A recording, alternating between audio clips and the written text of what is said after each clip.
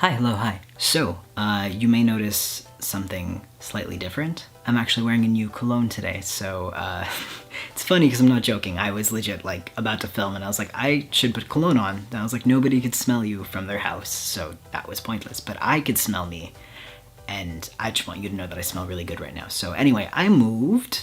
Welcome to my new apartment.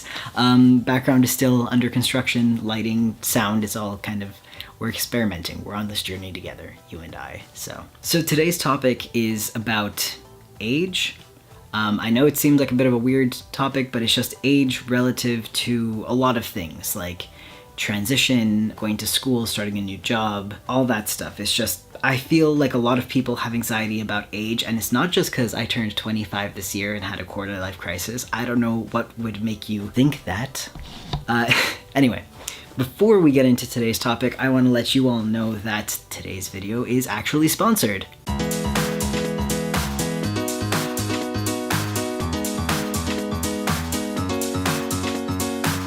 Today's video is sponsored by Pride Counseling. I'm going to tell you more about them later on in this video, but I'm just really excited about this because I actually use Pride Counseling and it's been really great for me. But anyway, we'll get into that and how it ties into the topic later. In a nutshell, Pride Counseling is an online private counseling service for the LGBT community, and they match you with fully licensed counselors. There's a lot of good stuff about that. I'll get into it later on in the video, but just to let you know, we have a really cool sponsor today. So yeah, I wanted to talk about age. I recently got accepted into university, into my first choice program. Thank you, it's really exciting. And I'm gonna be starting university in the fall. I've been in school prior to this. I've been in college/CEGEP, which isn't the same thing as university. Here, it's kind of like an in-between between high school and university. I don't really know how to explain it, but anyway, almost everyone else I know who's my age has already graduated from university, and I was starting to feel really sad and just feel like maybe I couldn't go to university. Like, I had to hold off on going to university because I transitioned and I used all my money for that, so I had to work full-time to save up for top surgery and stuff, and I had to move out. It's a complicated story, and I couldn't afford to go to school. And now I'm going back to school, and I'm going to be paying my way through school through commissions and stuff like that. I'm gonna figure it out. I'm gonna find a way. Anyway, point being, I'm in university now. And I just really, for the longest time, felt like I was just lagging behind.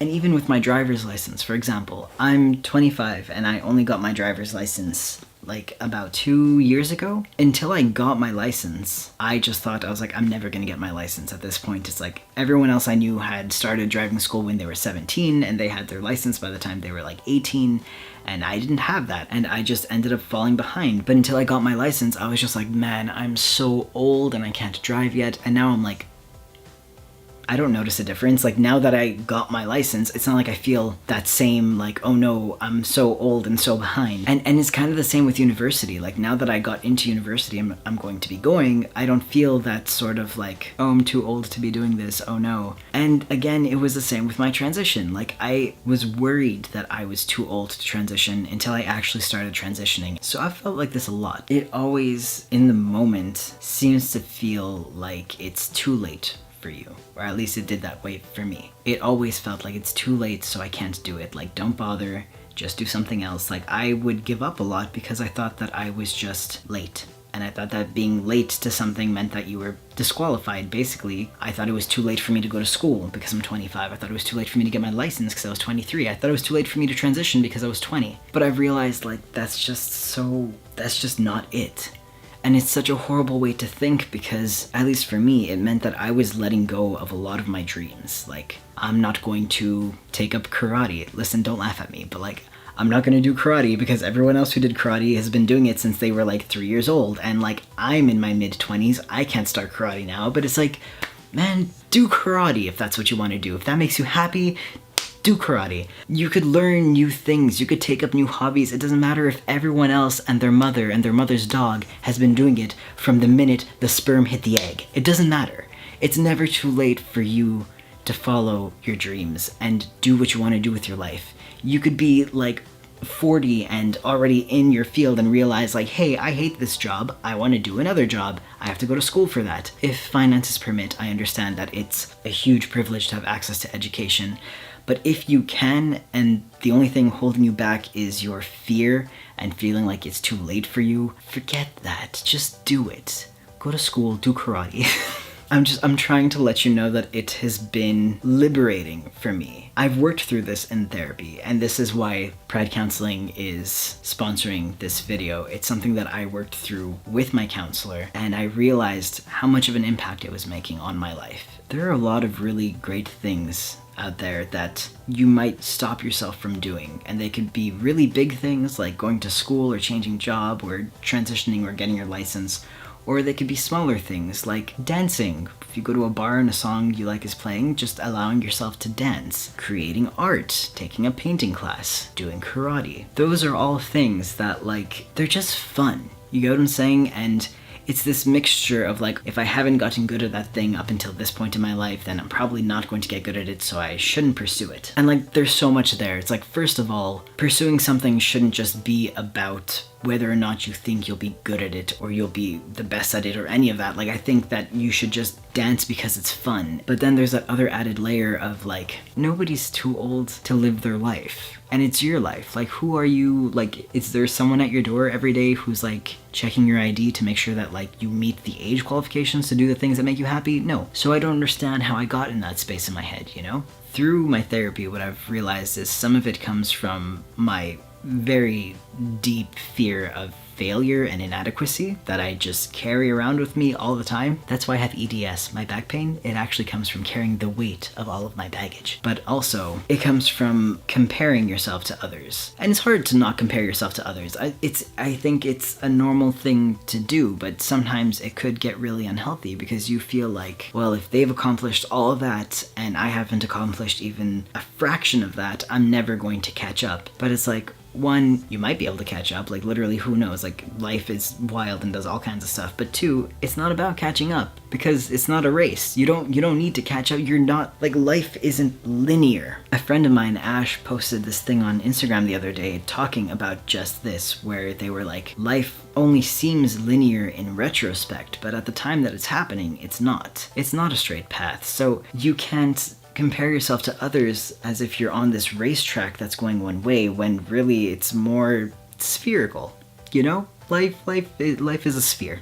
I started talking to my counselor about this stuff because I started to feel anxious about, like, not only school, but like some things relevant to my transition that I won't get into specifically in this video, but that anxiety of, like, what if it's just taking me too long to do things? What if I go to university and it doesn't take me 4 years? What if it takes me 6 years? It's like, what if it takes me 10 years? What if it takes me all this time? It's like, okay, so what? Even if things take me longer, even if it takes you all that time to get to where you want to be, you're still going to get there. And there's no shame in taking things at the pace that you need them to be at. I just wanted to talk to you all a bit about that because I'm excited about going to university. I'm scared about going to university, but I'm working through it and I'm identifying those fears. I'm identifying what it is about university that I'm afraid of, because it's not that I'm afraid of failing, it's that I qualify failing differently. Failing for me in my head wasn't about just like, I can't pass my classes. It was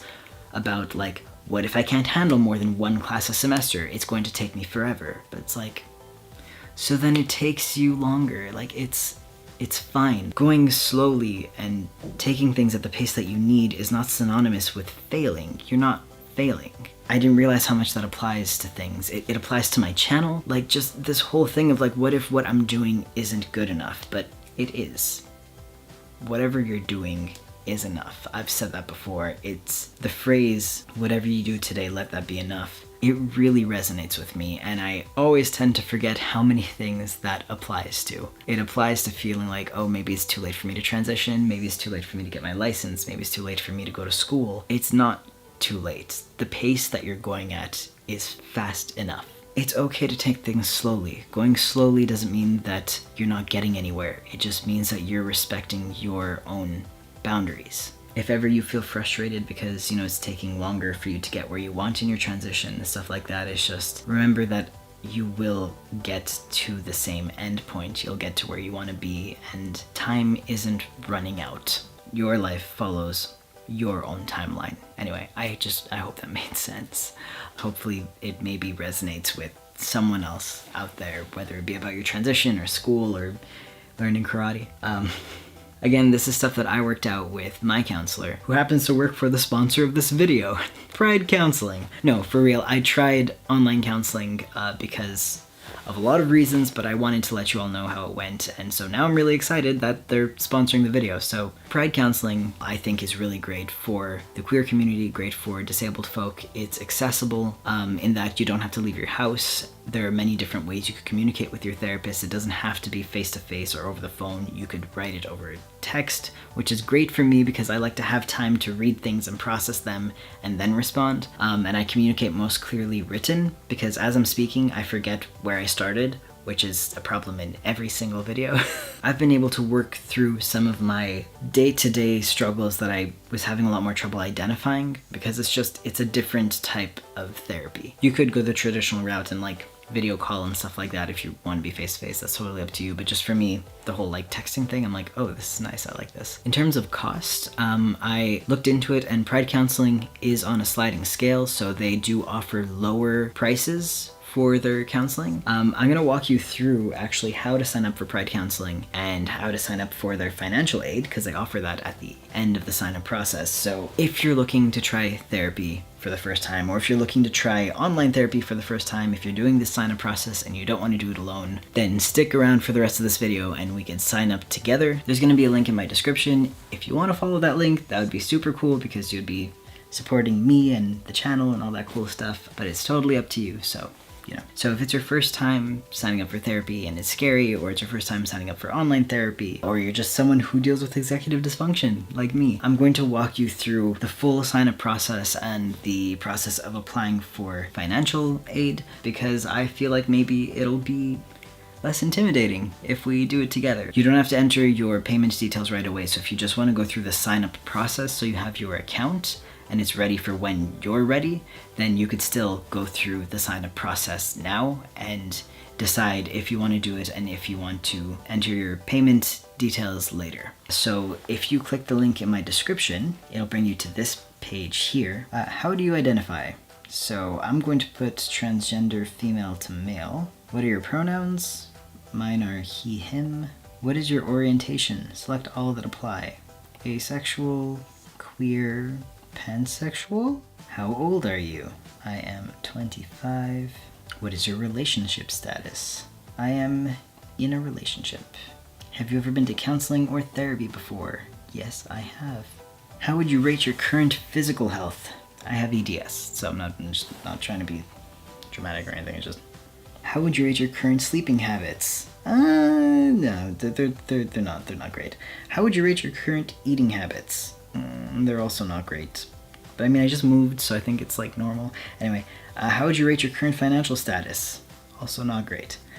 Are you currently experiencing overwhelming sadness, grief, or depression? I am not. Over the past 2 weeks, how often have you been bothered by any of the following problems? Little interest or pleasure in doing things. I'm gonna put like several days. Over the past 2 weeks, how often have you been bothered by any of the following problems? Moving or speaking so slowly that other people could have noticed, or the opposite, being so fidgety and restless that you have been moving around a lot more than usual. Nearly every day, but again, it's because I just moved, so I have a lot of anxiety. Over the past 2 weeks, how often have you been bothered by any of the following problems? Feeling down, depressed, or hopeless? No, I would say feeling anxious more than depressed. So trouble falling asleep, staying awake, or sleeping too much. Oh my god, nearly every day or more than half the days? More than half the days. Feeling tired or having little energy? More than half the days. Poor appetite or overeating? More than half the days. Feeling bad about yourself or that you are a failure or have let yourself or your family down? Why are you coming for me like this in front of my salad and all my followers and all of their salads? Okay, I'm kidding, I'm joking, it's a joke. Yeah, a lot. I'm working on it. There are a lot of times where I feel like I'm failing. Trouble concentrating on things such as reading the newspaper or watching television. More than half the days. Thoughts that you would be better off dead or hurting yourself in some way. Alright, well, trigger warning for that. Sorry I didn't sound like I have these questions memorized, but how difficult have these problems made it for you to do your work, take care of things at home, or get along with other people? Very difficult. Are you currently experiencing anxiety, panic attacks, or have phobias? Absolutely. Are you currently experiencing any chronic pain? Yes, as we speak, in fact. Are you currently employed? Does YouTube count? I don't know. Do you consider yourself to be spiritual or religious? No. Are you currently taking any medication? Yes. When was the last time you had a plan for suicide? How often do you drink alcohol? Never or infrequently? How comfortable are you with your identity? Very comfortable. How much of your LGBT identity is contributing to your mental health concerns? Do you prefer to be matched with a counselor in the LGBT community? Who referred you to Pride Counseling? It was YouTube. Well, I mean, in your case it was YouTube. In my case it was just Google. I am in Canada. Preferred language is English. Yeah, completed the questionnaire. Heck yeah. And then create your private account. So it would have to be a spare email. So I'm gonna do my art email. No, I don't. What is this? But who could remember this? No, I don't want that. I agree to the terms and conditions. Oh, I want you to guess whose phone was up inside of them just now. It was mine. So here you get to choose you prefer a male counselor, a female counselor, a counselor who provides Christian-based counseling, an older counselor, a non-religious counselor, or a counselor of color. Okay, so here you get to put what you want to work on with your therapist. Let's say depression, somewhat important, stress and anxiety, most important, coping with addictions, less important, relationship issues, less important, family conflicts, trauma and abuse, yep, coping with grief and loss, intimacy-related issues, eating disorders, somewhat, motivation, self-esteem and confidence, anger management, career difficulties, bipolar disorder, coping with life changes, executive and professional coaching, yeah, actually, I guess like executive functions, compassion, fatigue, or concentration, memory, focus, ADHD, there it is. Here, so specify why you'd like counseling. You have to put an answer here, but like I've already signed, like I've had an account for a while, so I don't know what to put here if I'm not actively signing up. Just trying it out. So this is what happens next. A licensed counselor will be, with the proper qualifications, will be matched to you. Your counselor will review the information you shared. You and your counselor start communicating online. The counseling process begins. What if I don't like the counselor that is matched to me? You can ask to be matched with a different counselor. Pride Counseling has over 1,000 counselors with different qualifications and areas of expertise. I like that you're able to change counselor if you don't like the one that you're matched with. I think that that's really important because usually you have to, like, if you're paying for therapy the traditional way, you're paying like $100 to $200 per hour, and like it takes a couple of tries to know if you're good with your therapist, and it's like you don't want to spend like $600 to find out that you don't match well with someone. Whereas here, one, I don't have to tell, like we don't have to have that awkward breakup. I could just like swipe and change counselor, but also like you don't waste all that money. So now this is what I want to show you. So if you can't afford it, it's $65 per week charged monthly. You click I can't afford therapy, and then you could check your eligibility, and then you fill all this out. So your current employment status, if you're employed, hourly, student, what is your current employment status of your spouse? If you don't have a spouse, you just put I don't have one. How much do you and your spouse combined earn from working on a monthly basis? Please include gross wages, salary, income from business trips, etc. How many children do you have who receive more than half of their support from you? Enter 0 if none. How many dependents other than your children or spouse live with you and receive more than half of their support from you? Enter 0 if none. So if you can't afford it, they do offer financial aid, which I think is super cool. So that's it. I just wanted to walk you through that in case you wanted to sign up, but it was intimidating. I have trouble sometimes just getting someone else to dial the number to call a place. Like, I don't mind speaking to, like, the secretary once I get in touch at, like, my doctor's office, but it's the act of executing that's really tough, so I thought maybe walking through it together might help for anyone who's a little intimidated to sign up, but wanted to try it. Anyway, cool, if you're still here, hi, hello, thanks for sticking around. You look lovely today. I hope you're doing well. Anyway, thank you so much for watching. Thank you again to Pride Counseling for sponsoring this video. It means a lot to me to be backed by something that's helped me so much personally, so yeah, that's super cool. Anyway, I hope you have a great day and a great week, and you take care of yourselves. All right, thanks.